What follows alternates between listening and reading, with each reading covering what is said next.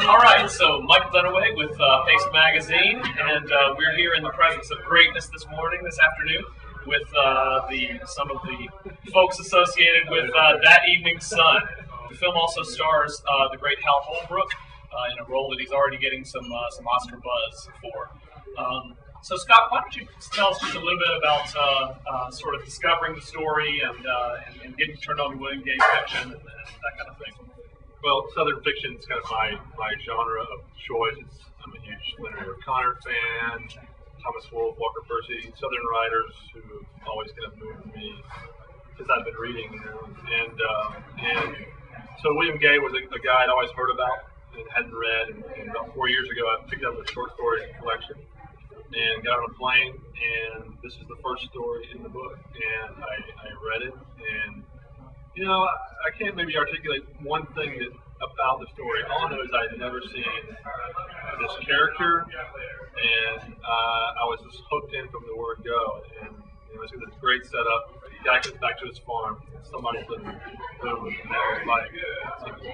and that was for me. It was just like the hook that pulled me in, and then he had this world he created, this great characters, wonderful dialogue, just everything about the South that I appreciated about great fiction and great stories. And we've always talked about it's the story. We always come back to the story, and throughout all the production, things can get out of hand, and you can always get off track. We always came back to the story and said, "What's the story?"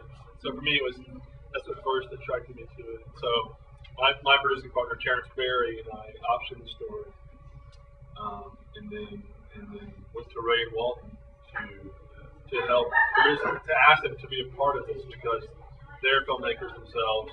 They made two films, and now 3 films that I had seen and felt were the most authentic Southern films I had ever seen, and we wanted that authenticity to be a part of this movie. The first 5 pages were really well written, and it was very compelling, and I finished it in one sitting. It was a rural farm story page turner.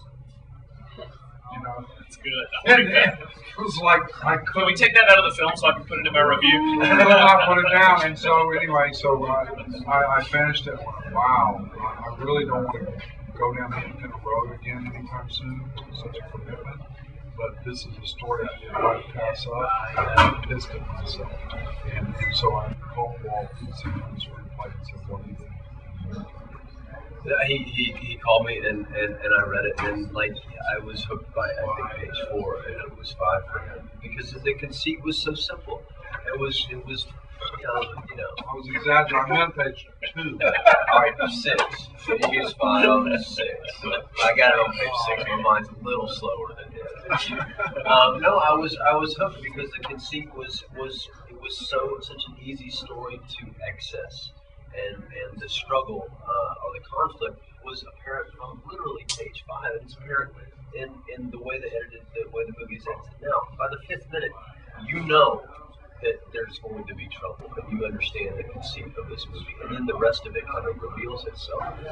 And like Ray said, we've done this 3 times, and we really didn't want to do another independent feature film.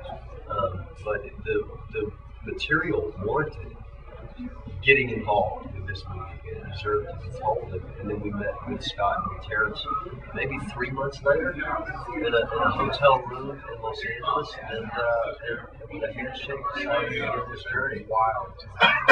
Yeah. Let's see, That's a 21st century hotel room. We'll leave some of those stories on camera. Yeah, but that was we just we kind of sat there for dinner one night in Ray's hotel, and we just said, let's do this. And handshake deal, we just said, from Georgia, we can do a handshake deal. We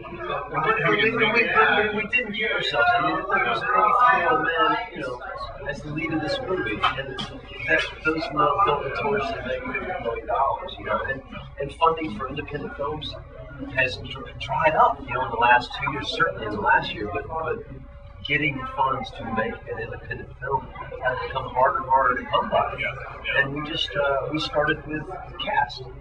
The first thing we do, and then we found the money based on Hal's participation. the themes can transcend because people across regions, across genders and ages, and yet it has, without question, unapologetically a Southern movement. Like I'm proud of the Southern movement, and proud that they represent, be one representation of the South, and I love the South. That's where I'm from, and so without apology, saying absolutely, this is a movie about Southerners. We're going to talk with accents, and it's going to be real. We're not going to be afraid of that, but hopefully the figures that transcend that. That's the hope. Well, if all of this sounds interesting, I can't imagine how it could not. And see that evening sun. Thanks, guys.